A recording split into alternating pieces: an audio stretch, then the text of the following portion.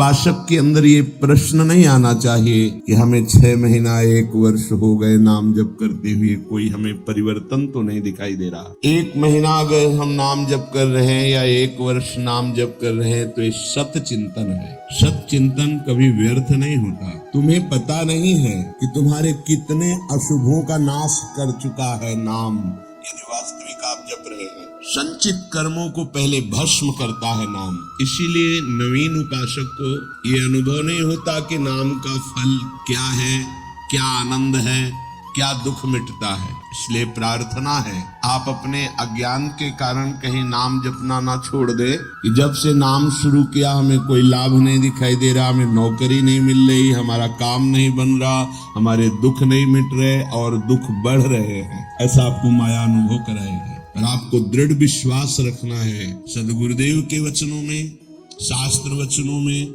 संत वाणी में। इसी विश्वास के सहारे हम अध्यात्म बल से युक्त हो जाते हैं। नहीं तो जब हम नाम जप करते हैं तो सबसे पहला काम नाम का होता है गोदाम में आग लगाना। जो हमारे संचित कर्मों का शुभ अशुभ गोदाम है उसको भस्म करता है। अब ये बात पता नहीं है तो वो वर्तमान में तत्काल फल देखना चाहता है कि हम नाम जप किए तो हमारी सारी कामनाओं की पूर्णता हो ही जानी चाहिए। नाम जप का फल क्या हुआ, वो ऐसा सोचता है, पर ऐसा नहीं है। नाम जप सबसे पहले अशुभों का नाश करता है, फिर शुभ फंसाने वाले जो होते हैं वो उनका भी नाश कर देता है। इसके बाद क्रियमाण पूरा परम पवित्र करके भगवद अर्पित कराता है, प्रारब्ध भोगने की सामर्थ्य देता है। फिर आनंद का ऐसा उन्माद होता है, आनंद की ऐसी उत्तम अवस्था होती है जो वाणी से वर्णन नहीं की जा सकती। आप धैर्यवान बने, उत्साह पूर्वक नाम का जप, नाम का कीर्तन, नाम का चिंतन करें, परिणाम बहुत मंगलमय होगा। थोड़ा धीरज रखें, थोड़ा विश्वास करें। न एक एक नाम आपको उठा रहा है, अभी आपको समझ में नहीं आएगा।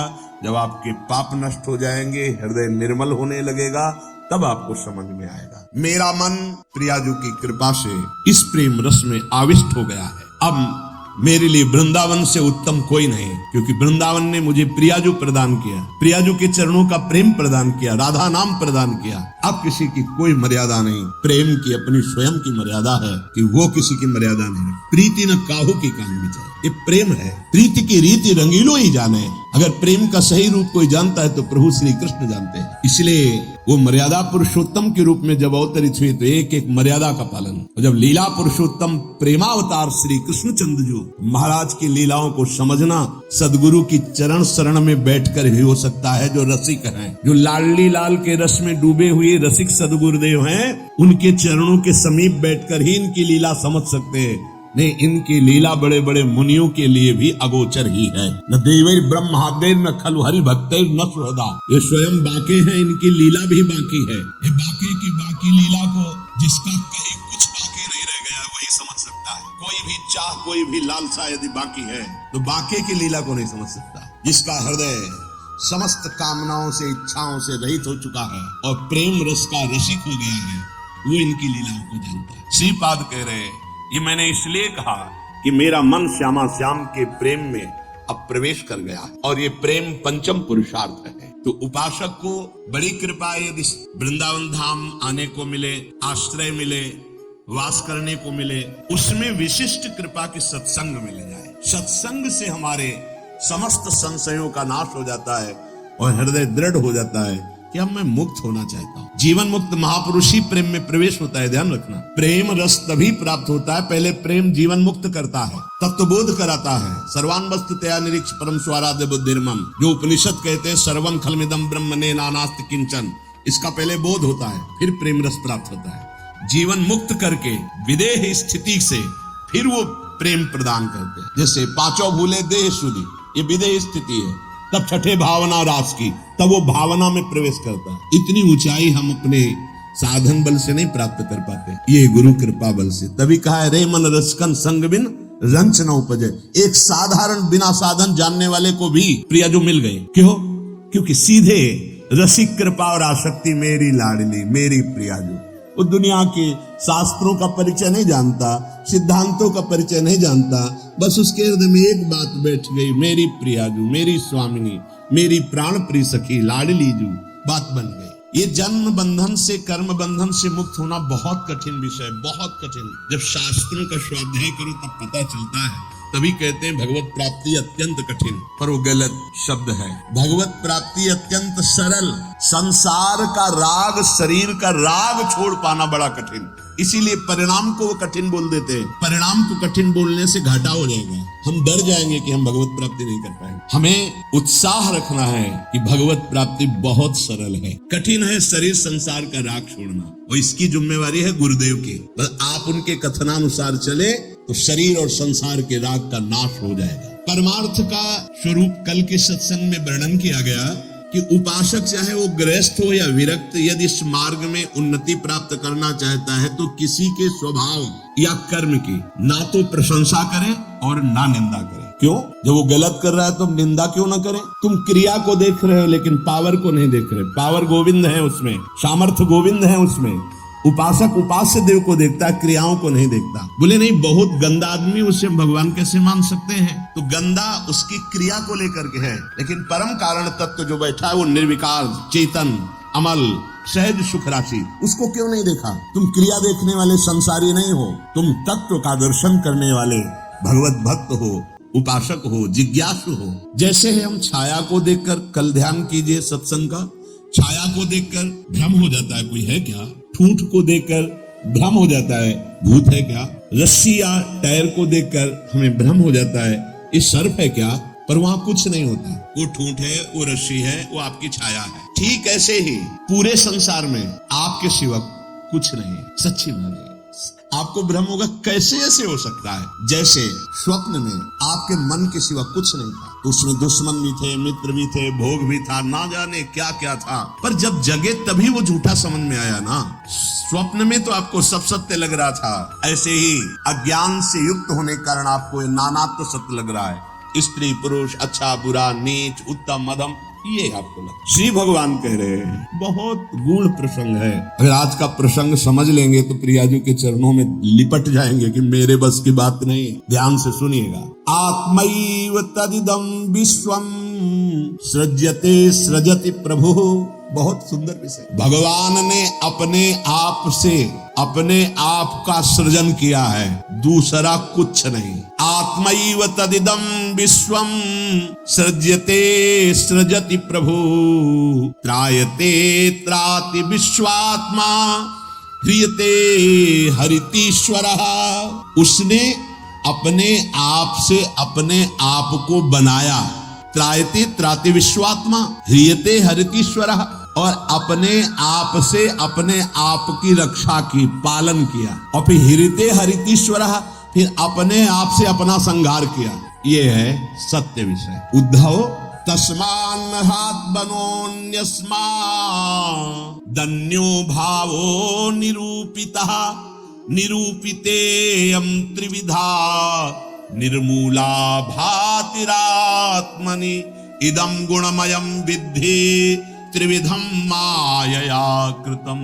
इसलिए उद्धव तुम सच्ची बातें समझो। मैं अपने आप से अपने आप को रचा, अपने आप से अपने आप का पालन किया, और अपने आप से अपने आप का संहार कर लूंगा। किसको दोष दर्शन दें, किसकी निंदा करें, किसकी प्रशंसा करें? कोई दूसरा हो तब ना। अब कह रहे हाँ, जिनको ज्ञान दृष्टि नहीं प्राप्त हुई है, व्यवहार दृष्टि प्राप्त हुई है, वो ये बात न समझकर भिन्न देखते हैं। ये अच्छा, ये बुरा, ये स्त्री, ये पुरुष, ये जड़, ये चैतन्य, आदि आदि। उद्धव ज्ञान दृष्टि के अतिरिक्त मेरे इस रहस्य को किसी और दृष्टि से नहीं जाना जा सकता। जो कुछ भी तुम्हें दिखाई दे रहा है, प्रतीत हो रहा है, तुम्हारे चिंतन में आ रहा है, ये केवल मैं ही मैं हूं। देखो पीछे मन को लगाने की दो युक्तियां बताई गई थी। आपका मन जहां जहां जा रहा है वहां भगवान देखने की चेष्टा करे। वो वस्तु, वो व्यक्ति, वो पदार्थ, वो श्री भगवान ही है। क्योंकि जब पहले सृष्टि नहीं थी तो श्री भगवान थे। भगवान ने अपने आप में सृष्टि रची तो सब कुछ भगवान है, और जब समेट लेंगे तो केवल भगवान बचेंगे। तो जहां जहां मन जाए, जिस वस्तु व्यक्ति स्थान में, उसी श्री भगवान को देखिए कि ये वस्तु, ये व्यक्ति, ये स्थान मेरे आराध्य देव बने हुए हैं। दूसरी बात कही गई थी, जहां जहां मन जाए वहां से हटा के अपने लक्ष्य में लगाइए। बार बार मन को ऐसा करने से वो मन लक्ष्य में लग जाएगा, स्थिर हो जाएगा। अनिर्वचनीय मैं ही सब रूपों में स्वयं विराजमान हूँ, इसलिए मेरी सृजन लीला देखकर, मेरी पालन स्थिति लीला देखकर और मेरी संहार लीला देखकर मेरा भक्त विचलित नहीं होता, क्योंकि मैं ही मैं स्वयं का सृजन, पालन और संहार कर रहा हूं। ये जो तीन प्रतीतियां हो रही, सृजन, पालन, संहार, अध्यात्म, अधिदैव, अधिभूत, ये बिल्कुल निर्मूल है। जैसे माया, जैसे स्वप्न में कुछ नहीं था, वैसे ही माया के द्वारा कुछ नहीं है। न सृजन है, न पालन है, न संहार है। मान सकते हो? मलिन अंतःकरण अज्ञान की स्थिति में कैसे मान पाओगे? ना होने पर ये प्रतीत हो रहा है। कैसे? ये तीन गुणों के प्रकाश से, सतोगुण, रजोगुण, तमोगुण के प्रभाव से दृष्टा, दर्शन, दृश्य, ये त्रिविधता पैदा हो गई। ऐसी त्रिविधता को मिटाने के लिए हमें मानव जन्म मिला है, साधना मिली, किसी और को पाने के लिए नहीं, अपने आप को जानने के लिए। एतद् विद्वान मदुदितम ज्ञान विज्ञान नैपुणम न निन्दन्ति न च स्तौति लोके चरति सूर्यवत्। जो मेरे इस परमार्थ सिद्धांतों को जान जाता है, वो ज्ञान विज्ञान में उत्तम स्थिति को प्राप्त हुआ महात्मा ना कभी किसी की प्रशंसा करता है, ना किसी की निंदा करता है। वो सूर्य के समान पूरे त्रिभुवन में समभाव से विचरता है। प्रत्यक्षेणानुमानेन निगमेन आत्म संविदा आद्यंतवद सच ज्ञात्वा निसंगो विचरेदिह। इसलिए मेरा भक्त प्रत्यक्ष से, अनुमान से, शास्त्र से, आत्मानुभूति से, महापुरुषों से वो ये जान चुका है ये माया का त्रिविध खेल चल रहा है, सतोगुणी, रजोगुणी, तमोगुणी, पालन, सृजन, संहार। इसलिए वो सबसे असंग हो जाता है। ये स्थूल सूक्ष्म कारण तीनों लोग असंग होकर के वो अपने आप से अपने आप में तृप्त रहता है। धन्य है ऐसा महापुरुष जो अपने आप से अपने आप में तृप्त रहता है, वो असंग भाव से विचरता है। उद्धव जी को एक प्रश्न यहाँ परेशान करने लगा मन में कि आत्मा अविनाशी, चैतन्य घन, शरीर जड़, नाशवान, फिर ये जन्म किसका होता है, फिर मरण किसका होता है? प्रश्न कर बैठे। बहुत सुंदर प्रश्न है और बहुत सुंदर उत्तर है। यदि आप समझ पाए तो आप प्रियाजू के चरणों में भाग पड़ेंगे, क्योंकि आपकी समझ के परे की बात है। लाडली जो मेरी तो कुछ समझ में नहीं आया, बस मैं तो यही कह रहा हूँ, हमारी महारानी श्री राधा रानी। इसलिए सुन, थोड़ा धूप का ताप लगे ना तो वृक्ष की छाया अच्छी लगती है। देखो, संसार से मुक्त होने के लिए ये बहुत जोर का प्रश्न है। उद्धव जी ने कहा, नैवात्मनो न देहस्य संसतिर्दृष्ट दृश्ययोः अनात्मस्वदशोरीस कस्य स्युदुपलभ्यते। प्रभु, ये चर्चा आपको मिलेगी नहीं प्राय, क्योंकि कथन और श्रवण के लिए स्थान की भी जरूरत होती है। तो यह श्रीधाम वृंदावन और यहाँ व्यक्त अव्यक्त बड़े बड़े महापुरुष पधारे हुए हैं। तुम्हारी दृष्टि नहीं है तो तुम्हें व्यक्ति समझ में आएगा। जहाँ भगवत शास्त्रों का सत्संग होता है, वहाँ सनक सनंदन सनातन सनत कुमार श्री हनुमान जी महाराज बड़े बड़े महाभागवत पधारते हैं, और उन्हीं के सानिध्य से समझ में आ सकता है। ये विशुद्ध भागवत परमार्थ मार्ग है। उद्धव जी ने पूछा कि भगवान, ये जो आत्मा है ये दृष्टा है और शरीर जो है ये दृश्य है। आत्मा स्वयं प्रकाश है और देह जड़ है। ऐसी स्थिति में ये जन्म मरण किसका होता है? आत्मा का जन्म मरण हो नहीं सकता, क्योंकि स्वयं प्रकाश है, और जड़ शरीर का हो नहीं सकता, क्योंकि नाशवान विकारी है, ये तो यही नष्ट हो जाता है। महाराज, ये मरता कौन है और जन्मता कौन है? ना आत्मा और न शरीर। अगर ये शरीर जन्मता मरता है तो शरीर को नष्ट करने के बाद फिर अब जन्म मरण खत्म हो जाना चाहिए, पर फिर शरीर मिलता है। आत्मा को हो नहीं सकता, क्योंकि स्वयं प्रकाश, निर्विकार, चैतन्य घन। तो ये होता किसको है जन्म मरण? इसका होना उपलब्ध है कि होता है जन्म मरण, तभी होता किसे है भगवान? हे जगत गुरु, आप हमारे संशय की निवृत्ति करें। आत्मा व्ययो अगुणः शुद्धा स्वयं ज्योतिरनावृतः अग्निवद्दारुवच्चिद्देहा कस्येह संसृति। नाथ, आपकी कृपा से इतना तो पता चला है कि आत्म तत्व अविनाशी है, प्राकृत अप्राकृत गुणों से रहित है, शुद्ध स्वयं प्रकाश है, कोई भी आवरण उसे ढक नहीं सकता। शरीर विनाशी है, साकार है, अशुद्ध है, आत्मा से प्रकाशित है और आवृत है माया के गुणों से। प्रभु, आत्मा तेज स्वरूप प्रकाशमान, शरीर काठ की तरह अचेतन। फिर ये जन्म मृत्यु संसार किसको प्राप्त होता है? कौन है जो बार बार जन्मता है, मरता है? श्री भगवान वाच यावद्देहेन्द्री प्राणै रात्मनः सन्निकर्षणम् संसारा फलवास्तावत् पार्थोप अविवेकिनः।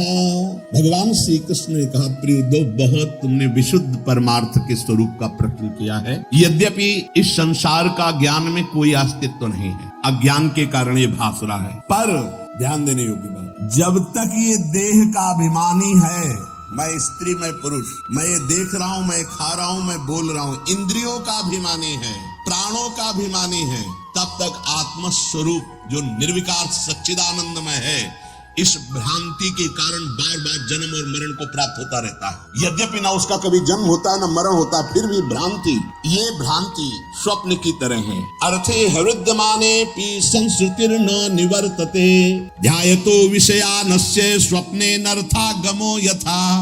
जब तक इसको ये भान रहता कि मैं स्त्री हूं, मैं पुरुष हूं, मैं अपनी इंद्रियों से भोग रहा हूं, मैं ये भोगा हूं, ये भोगूंगा, ये उसकी भ्रांति ऐसे है जैसे स्वप्न में, और स्वप्न में प्राप्त हुआ सुख दुख जब तक जागता नहीं तब तक सत्य भासता है। स्वप्न की विपत्तियां या स्वप्न का सुख कोई भी सत्य नहीं है, पर वो जब तक जगाया नहीं जाएगा तब तक उस विपत्ति या सुख को भोगता रहेगा।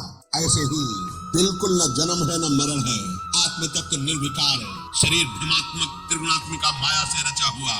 पर जो साधक, जो मनुष्य अपने को स्त्री या पुरुष मानकर और विषय भोगों का चिंतन करता रहता है, वो अज्ञानी स्वप्नवत भोगों में फंसा हुआ जन्म मरण रूपी संसार से कभी निवृत्त नहीं हो सकता।